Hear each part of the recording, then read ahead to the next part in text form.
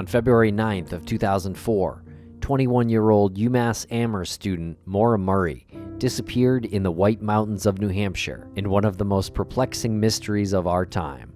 For years, we have covered Maura's case and the tireless online community that surrounds it in great detail. We have since expanded our mission with this series, raising awareness and shining a light on the stories of other missing persons. We now sit on the board of directors of the nonprofit organization Private Investigations for the Missing, which was founded by Bruce Maitland. Bruce's daughter, Brianna Maitland, went missing from Montgomery, Vermont on March 19th of 2004, just 6 weeks after and about 80 miles away from where Maura Murray vanished. Private Investigations for the Missing aims to assist with investigations for underserved families whose missing loved ones have been forgotten by the media or by law enforcement. Through our growing community, we hope to shed a light on these cold cases.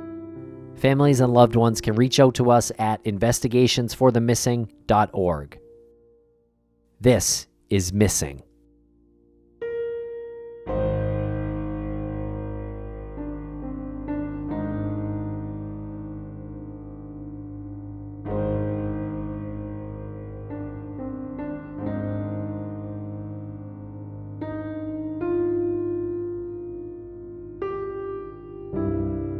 Welcome back to Missing. I'm Tim, here today with Lance. Lance, how are you today? I'm doing pretty well. How are you today? I'm doing great, Lance. I'm excited about this episode. We speak with our friend and coworker, Jennifer Amell, about the disappearance of Aaron A.J. Scott Johnson. That's right, and Jennifer brings us her research document that she put together based on all the information that's gathered through the nonprofit that we work with, Private Investigations for the Missing, which you can find out more information on by visiting investigationsforthemissing.org. And in this episode, we play some clips from Jennifer's conversation with Amanda, who is AJ's wife. And some of them get very emotional. And a big thank you to Amanda for speaking with Jennifer. It is a great conversation and really helps this episode develop with accurate information. And if you have any knowledge of what happened to Aaron Scott Johnson, AJ Johnson, please contact either the LCO Tribal Police Department at 715-634-8350 or the Rusk County Sheriff's Department at 715-532-2189. AJ was 34 years old when he disappeared, 5'7", 220 pounds, blue eyes, wears eyeglasses sometimes, dark blonde hair, wears it shaved, many tattoos on his neck, head, arms, back, and stomach. Last seen wearing a gray tank top, blue and white checkered boxer shorts, and black socks. He went missing from La Courte Oriole Reservation in northwestern Wisconsin on October 11th, 2020. Thanks a lot for listening, everybody. Please follow us on social media at MissingCSM. And for more information on what we are up to, feel free to swing by crawlspace-media.com.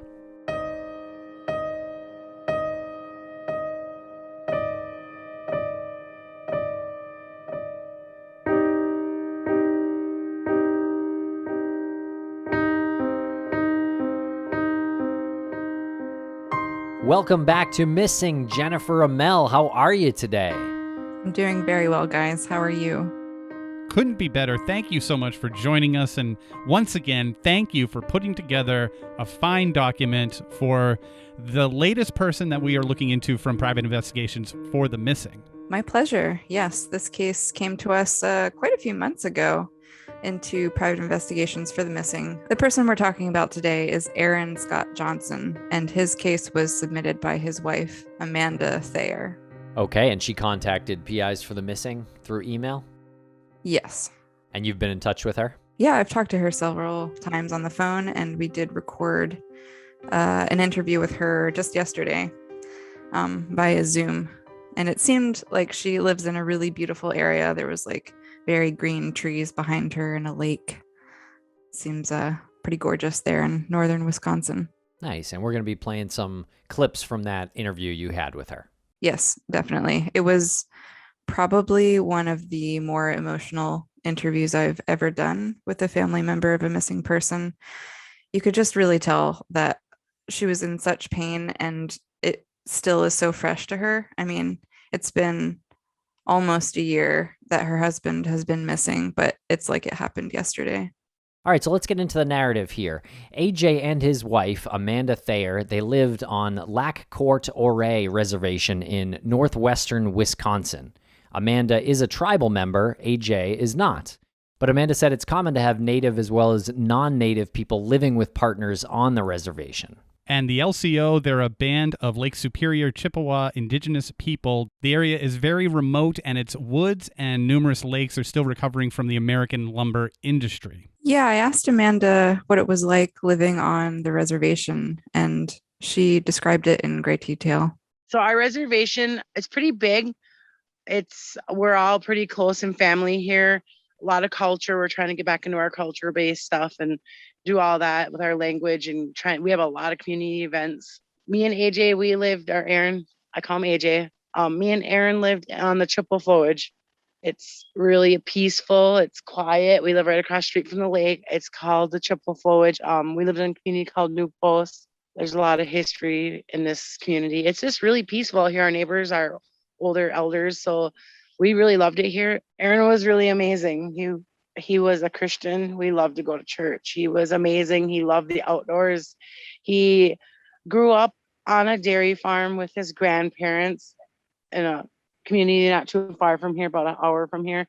So he knows a lot of that, to live off the land, like logging, beef cattle, and milking cows. He worked on that North Star Acres farm there for quite a few years off and on. So that was a big part of his life. And Aaron didn't relapse a lot in the past 5 years. It was the first couple of years that were really bad, but I've seen a part of Aaron that nobody's seen. And I'm really blessed that I got that opportunity to be a part of his life, and still am. And I just really want him to come home because I have 3 kids that aren't his, and he took on the role of being their stepfather. So my kids are really attached to him. That's their dad. And he considered himself as their dad. So it's, he never had children before, and my kids were already half grown by the time he got into their lives. So they learned a lot from him, and he just was really good at the kids. He loved to teach them outdoor things, fishing. He loved to fish. Oh, that was our thing, fishing. He loved to work outdoors. We worked outdoors for many years seasonally. He liked to go on Sunday drives and just look at the leaves when they were changing colors. We would go ride around looking at the leaves and just enjoy nature and life. We loved the water, the scenery outdoors. A lot of our life was outdoors. It was anything we could do with our family and friends on our day off. That was awesome. And he loved to eat. He was always making me cook, or we'd have big cookouts. And,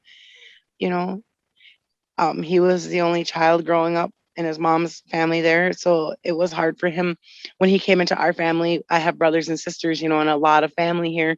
So he wasn't used to that, having that many people around, but he adapted well, and we all love him and we treat him like family, and he's our family. And it's hard when you go through life with someone and you build a life with them, and they're battling addiction. It's really hard to accept.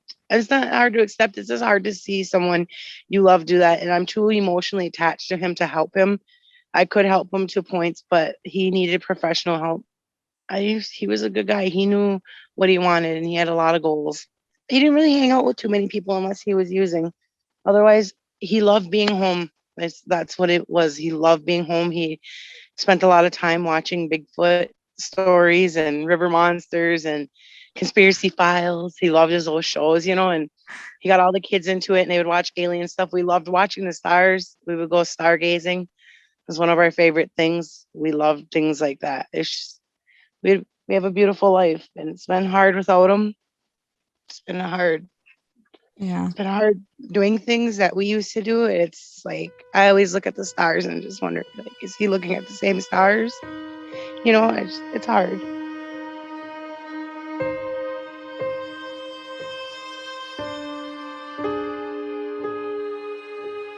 AJ worked at a dairy farm near Exland, Wisconsin called North Star Acres. It's located about 30 minutes southeast of the reserve. Unfortunately, AJ struggled with a methamphetamine addiction and was trying desperately to get help through rehab treatments. He very much wanted to live a clean and sober life and had been clean for months after getting out of prison. Yeah, I mean, Amanda was very forthcoming about this unfortunate fact about AJ's life. She said, drugs were pretty prevalent on the reservation. I think a couple months before he disappeared, they had to do some work on the house that they were living in at New Post, which is like a different area of the reservation that's much more remote. And so they had to be in kind of temporary housing that had more neighbors around. And so AJ was around more people who were also addicts, and he had more access to drugs at that time. So it was kind of a big struggle for him to stay away from it, living in that area. There, we were doing our house in September or August. So we moved out into a sub-template home just for until December, until our house got redone. And during that move, they put us in a community that it was on the reservation, but it was more a lot of people around, and I don't want to say drug activity, but a lot of traffic, easier to get to things as in here, it's not.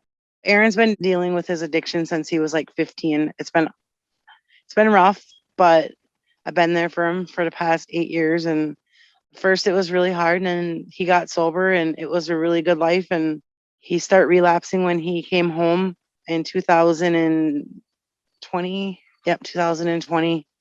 He came here to live with me in New Post, and he was just dealing with some childhood trauma and just our community. It's easy to get drugs here. It's easy to fall off.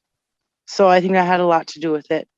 And when he left, he was currently using, as far as I know. I know he was using days before, and that had caused some strain in our marriage and our household.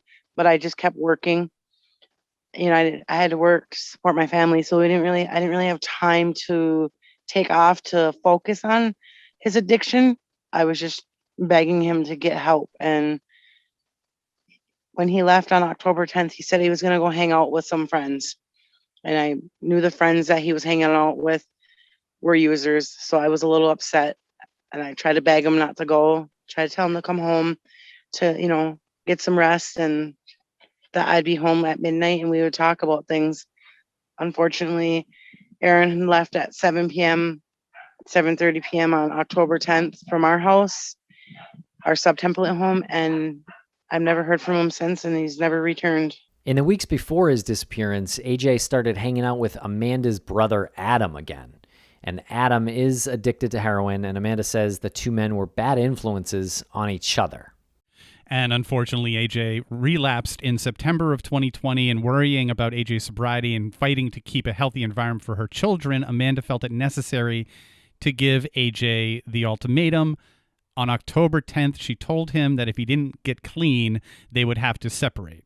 Yeah, this was a huge fight between the two of them, and it was an ongoing fight too. I mean, their life was wonderful together when AJ was clean, but it made life very hard when he did use, as you might imagine. I mean, Amanda said that AJ was her soulmate, and she really did not want to break up the marriage, and she wanted to live with him for the rest of his life. But I think it made it very difficult to live with somebody who had an addiction like this. So I think in effort to maybe urge him to get back on the wagon, she kind of put a threat on their relationship. So AJ left in his maroon 2001 Dodge Dakota with LCO tribal plates. The truck was having some brake issues, but was drivable. However, it seems he was stopped by police, and he had to leave the truck on the side of the road near Hayward, Wisconsin. So after the argument that you said that they got into, Jen, Adam picked up AJ and they went to the dairy farm to stay with a man named Dave O and his girlfriend who lived on the property. Yeah, that's right. I think there was like a couple buildings and houses on the farm property, and Dave and his girlfriend lived there. And I think they were also addicts too. So it seemed like a place where Adam and AJ could go and hang out and use that night. It's a little unclear what AJ's movements were directly after the argument. I'm unclear if he had jumped in his truck and then got stopped by the police, or if he had even spent a night in his truck before getting picked up by Adam. Not really sure. which one it is, but I don't think it makes too much difference in the grand scheme of things. When Aaron first left on October 10th, I was upset because he was hanging out with some abusers, substance abuse users, and some of them were my family. One of them was my brother, and I don't really hang out or talk to my brother too much since he's been in his addiction because his was a little worse daily. I was upset, and then I had called him probably around 9:30. I was at work, so I was a little busy at work, and I called him and I talked to him, and I just couldn't stop crying. I just said, "Please come home. Like, I love you, and like, let's work on our marriage, and let's get you. I will stand by your side no matter what choice you make, whether you want to be in your addiction or you want to go to treatment. Like, married you, and I love you and I don't want to lose you. So I'm going to do whatever it takes to make our marriage work." And he just told me to calm down. Well, he said, "Calm your tits." And he was laughing about it because he must have been drinking, because I could hear some people in the background all yelling around and laughing. And he's all, "Calm your tits, babe. I'm just out having a good time and I will be back later and I will see you soon." And I says, "Well, I get off at midnight and tomorrow's my birthday, And he's like, "Yes, I know. I'm not going to miss your birthday." He goes, "I will be home later. Just having fun." And he hung up on me, and I tried to call him back and he didn't answer. And he tried to call me back, and I was busy at work, so I couldn't answer. So I missed a couple calls from him, and I tried to call him back ever since. I've been calling him and calling him. It would ring, but he wouldn't answer. He wouldn't answer my texts. I sat up all night waiting. I was like, okay, like, I'm really worried. And at the time I didn't have a vehicle to go chase him around like I usually do. So I couldn't find him. I didn't have a ride. So I'm sitting home waiting and calling him nonstop. And probably about 4:30 or 5 a.m. I was getting tired, and that's when his phone went straight to voicemail. And I was like, oh, his phone must have died, and I had but I woke up the next day, I didn't sleep much, but I woke up a couple hours later. I looked at my phone and I tried to call him again, and I realized I called him over 700 times that night in a row, and he never answered. It was eventually, he would contact me, whether it be borrowing somebody's phone, going to a gas station, or getting a hold of his mom, letting her know, "Hey, my phone's broke. Tell Amanda I'm here and tell her to come get me," or he would just let us know he was all right. And I never heard from him.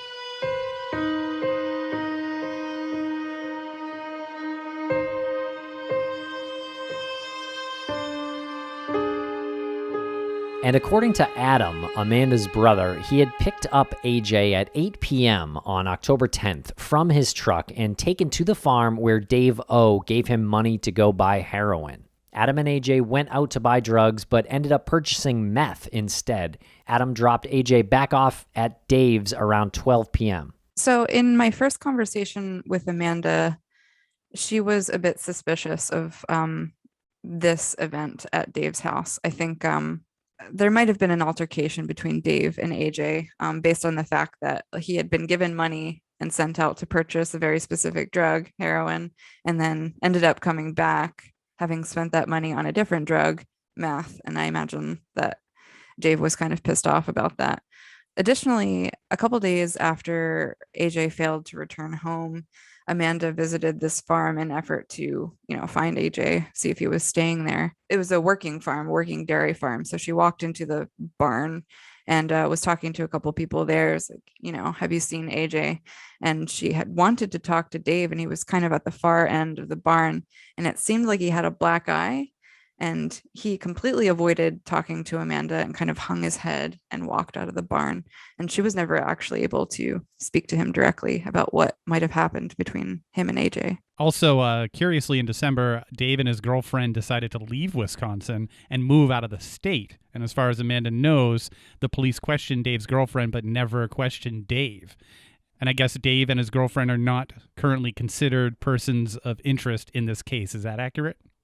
Yeah, I think so. I don't think law enforcement is actively pursuing Dave to question him in this case. And I think it becomes apparent later on that while they may have had a fight that evening, it probably didn't really lead to the circumstances in which AJ disappeared, but maybe led to his state of mind when he did go elsewhere.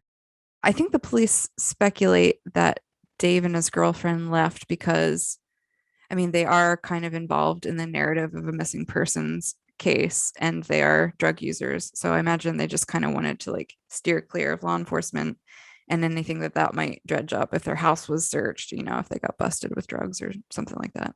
And Amanda saw Dave from a distance and she thought he had a black eye in the days after? Yeah.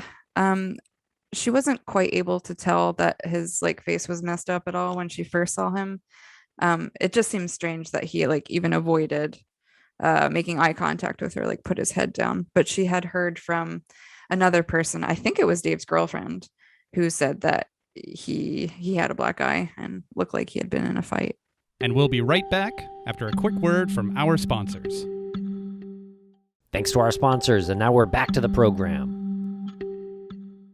And on the morning of October 11th, AJ got a ride back to his truck that was parked on Country Road NN and Highway C near Hayward. And simultaneously, Amanda had made plans to pick up the truck, but she didn't have a spare set of keys, so instead she decided to gather tools to hotwire the truck and bring it home. A friend called before she made it over to Haywood saying the truck was gone. Amanda wasn't sure if AJ had taken it, so she decided to report the truck stolen to the tribal police. Interesting that she gathered some tools to hotwire the truck to bring it home. Is that just something that's a common knowledge? I would have no idea how to even begin that. When she was telling me about this, she knew she had a spare set of keys somewhere in the house, but like couldn't find them. And she wasn't entirely sure that AJ had the other set of keys. She said she didn't like herself know how to hotwire a car, but she had a friend who did know and like helped her like figure out what to do. I think Amanda strikes me as the type of person who will kind of take matters into her own hands instead of like calling a tow truck, or that costs money, and if you don't have enough money for a tow truck, gotta hotwire it, I suppose. So at this point in your conversation with Amanda, she's getting worried about AJ being gone in a more serious capacity. Yeah, I mean, she had called AJ that night after their argument, was kind of not apologizing per se, but like really wishing that he would come home, kind of begging him to come home. And I think by this point he was already at Dave's house, and it sounded like he was probably high when she spoke to him, and he didn't take her worry very seriously. So Amanda reported AJ missing first to the LCO tribal police, then after a day to Rusk County and Sawyer County in hopes that an agency would take it seriously. Law enforcement was not quick to begin searching for AJ, as some agencies knew of his prior drug use and told Amanda that he would turn up again after he sobered up, but he did not come home. Yeah, I mean, it's another unfortunate case of somebody who does have a history of like going to prison and being involved in drugs, that like the police, I guess, are more hesitant to like launch a full search and investigation because they expect these people to like kind of go off the grid for a few days if they're using, and then eventually come back home. So I don't particularly blame the police for not taking it seriously right at first, but unfortunately this was one of those situations in which they probably should have. And interestingly enough, authorities managed to trace AJ's cell phone and received a ping between Ladysmith and Bruce, Wisconsin, which is just south of the dairy farm. That ping later makes sense as to the direction of travel. What is meant by that? The direction that he traveled? Yeah. So AJ, after he like got his truck back, so after he spent the night at Dave's, I think Dave's girlfriend gave AJ a ride back to where he left his truck on the side of the road. Okay. And that's who absconded with it. I mean, Amanda had reported the truck stolen, but she just wasn't sure if it had been taken by somebody else or if it was AJ. Turns out it actually was AJ who got back to the truck. So after he picked up this truck, he continued south toward those towns, Ladysmith and Bruce. So he went south, and then that's where his cell phone was pinged, and then went a bit north up to an area called the Blue Hills, which is pretty remote, like conservation type area. There's like a lake there called Perch Lake, and he seemed to have been familiar with this area. Like, I think he actually lived by this piece of land a few years before, and it was a place that seemed safe for AJ, and he would often return to go fishing, or if he was using, he would go there into the wilderness and like smoke meth. And this is where they found his truck. Yes, much later. In the months that followed, there were very few clues as to where AJ had gone. Law enforcement told Amanda that they were waiting to find what she calls, quote unquote, the Holy Grail, which means AJ's truck. So she never hotwired it. By the time she had tried to get there, it was already gone, taken by AJ. Is that correct? Yeah. Yeah, they Okay. must have just missed each other. So the police were holding out hope that they would find the Holy Grail, being AJ's truck, and you said that that was found later, and Amanda received word from a friend via social media about the truck. Is that correct? Yeah, this was all the way in December 2nd to be specific. The truck was located by somebody. I mean, though this is kind of a widespread area, it would take like kind of an hour to drive this whole route. It seems like people just knew each other and they knew that Amanda was looking for AJ and she had put pictures of the truck out there on social media. So people knew that the truck had been found and then contacted Amanda via social media. And then she knew exactly where they were talking about. She knew where Perch Lake Road was. She knew where Fire Lane Road was. So she hopped in a vehicle and drove there herself. And by the time she got there, the police and like a few counties had gathered there to conduct a search. And they looked on Amanda having shown up with no word given to her as kind of suspicious. Like she knew where the truck was all this time. But she pulled out her phone and she was like, this is how I know. And I'm familiar with this area. Like, it's not a suspicious thing. Like, I'm worried. I'm going to sit here and see if you guys find anything, I apologize for not knowing many details about Wisconsin, but what was the weather like on December 2nd? What's the winter like there? I mean, the winter's pretty rough, but I don't think AJ was out there in December. I think he was out there in October. And in October of that year, they had a bit of a warm spell that passed through. I think there was a high of like 80 or something in October. That said, it did cool down to like the mid 30s to 40s at night. And, that's still pretty cold.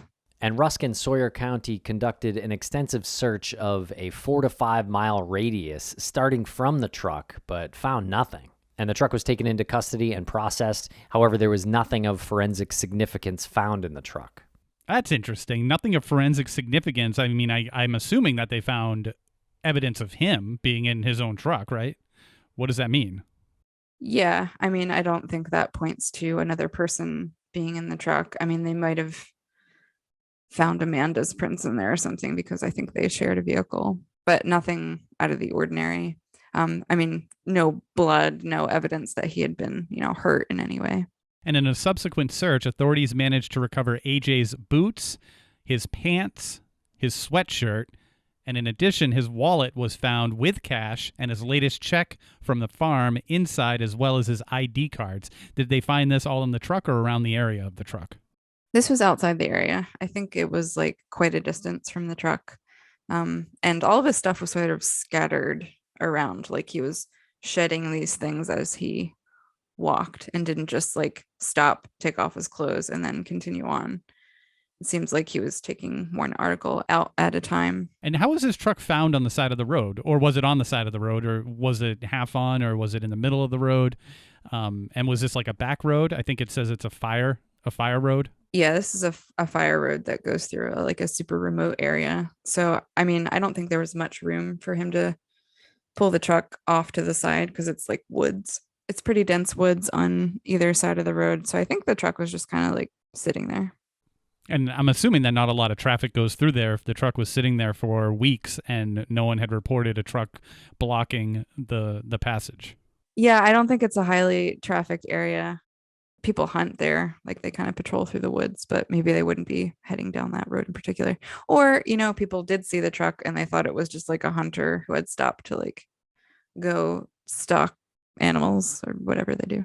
And in December, it came to law enforcement's attention that on October 12th at 10:12 a.m., a pair of ATVers were cruising Fire Lane Road about 100 yards north of Perch Lake Road when they came upon a man staggering down the dirt road. He was dressed only in his tank top, boxer shorts, and a pair of black socks.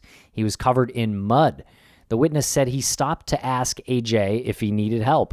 And so this was AJ. AJ reportedly said he was fine and that he was trying to get back to his truck. And the witness managed to snap a picture of AJ from behind that we have. This photo is so bizarre, guys. It's very eerie.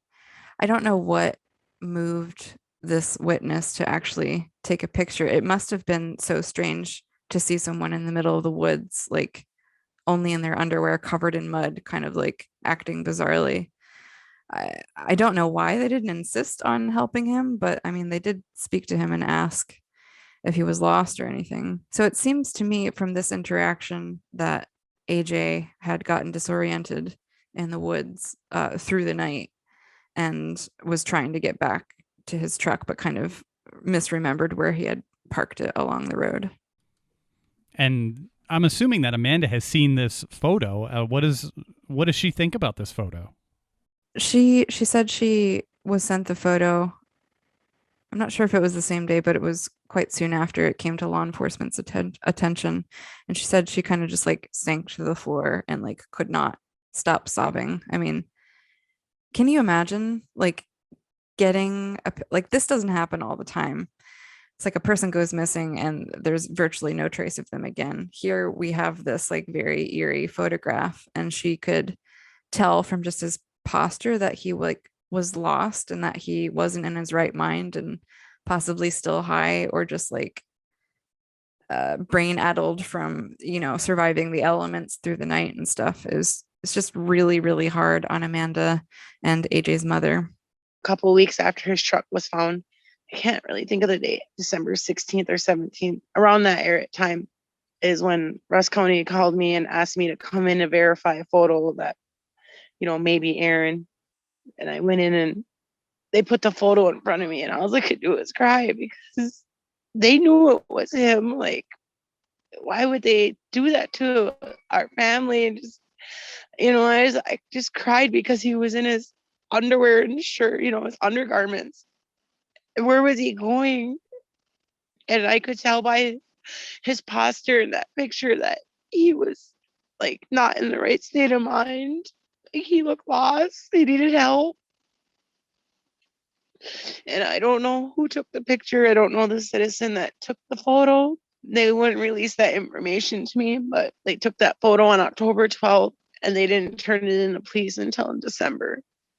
And since the discovery of AJ's truck and possessions, nothing has been located to give an indication of where AJ may have ended up.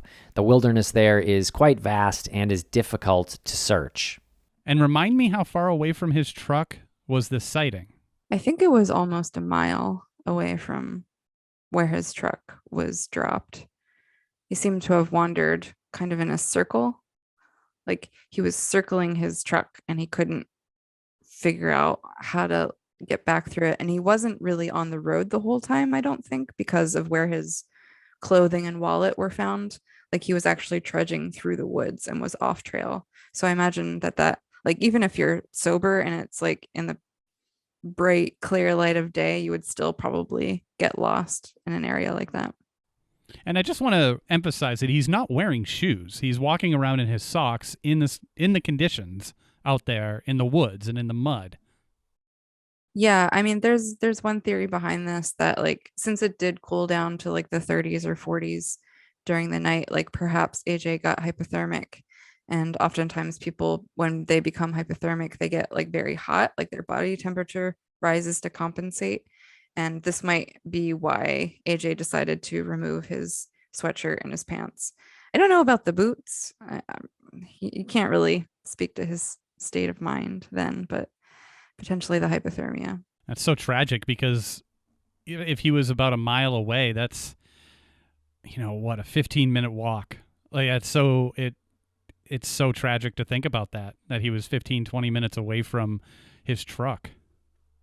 I know there seems to be like quite a few of those moments. Like if something had just gone a little differently in AJ's movements, like if Amanda had gotten to the truck when AJ did, then like none of this would have happened. Or maybe it would have, I don't know if he would have left if he saw her because they were allegedly fighting. But right. And then getting lost too. Yeah, and the photograph of him was taken on Yeah. October 12th. So I guess, I mean, obviously great thinking in taking the photograph and bringing it to law enforcement's attention. But if that was brought to their attention earlier, the truck could have been found earlier. Yeah, absolutely. I don't think the people who took the photo actually realized it was a missing person. Yeah, no shade on them. I think, it's just one of those unfortunate sort of things. Yeah, it really is. Well, since the discovery of AJ's truck and his possessions, has anything been located to give any indication as to his whereabouts? Nothing outside of the truck, his wallet and his clothes. I mean, they did conduct a search of, about a 4 to 5 mile radius around where the truck was found, but like, who knows how far AJ could have wandered, or did he get a ride out of there? Is he still alive? Is he like hiding in a hunter's cabin? Like, there's so many possibilities, and Amanda herself says that she feels tortured by these possibilities. There's so many different scenarios that you have to imagine, and when it's somebody you love, like, each one is like worse than the next. I think right now Amanda's still working hard on trying to organize another search of the area with like private search and rescue teams, but it's really hard when you don't have the means to organize something like that, or hire like a PI, or hire a search and rescue company. I think she spoke about feeling kind of abandoned by her community and by law enforcement. What are the rules, or if there are any rules, about private investigators looking into a case on native land like this, on a reservation? I don't know about the laws. I think you probably would have to be invited by tribal police, or, have some sort of connection to that community. It's really difficult for outsiders to gain insight into what happens on reservations and stuff. I mean, this case is a bit different because AJ is a white man and his wife is native. You would think that that would give Amanda more resources to locate him, because she did go to like 3 different agencies. One was tribal police, one was Rusk County, and the other was Sawyer County. But unfortunately, Wisconsin, like this part of Wisconsin, is just like super understaffed and underpopulated. And I think they were kind of in over their head with this case, like just didn't have the resources to keep searching out there. Rusk County has it, and I don't know. It's really hard to say. I do message the investigator, Steve Groncy, quite a bit. Like, not quite a bit, but I used to, like, a lot. But like now it's just like once a month I'll message him, like, any updates, and he just says no, and you'll be the first to know when there is. That's all he says. So I said, well, search teams been denying me about going into the area, because they lack of resources or funding in the area. So search teams can't get into there, or won't come up. And he said, I just asked him if we can search the area, and he said you can do whatever you want in that area. So I try to get a public search, but that's kind of hard to do. And I'm not equipped. I don't know how to walk through woods. I went on, like, I wanted to go on every search there was, even if I just had to walk the road or ride in my car up and down the road yelling for him, because I don't want him to be alone out there. And like, I wanted to be there because I need to hold him and bring him home. I don't want him to be alone. I just want him to know that I love him. We all do. We miss him and we care for him. And whether he's in body or spirit, we're going to bring him home. We need to have him here with us. And if you have any knowledge of what happened to Aaron Scott Johnson, please contact either the LCO Tribal PD at 715-634-8350 or Rusk County Sheriff's Department at 715-532-2189.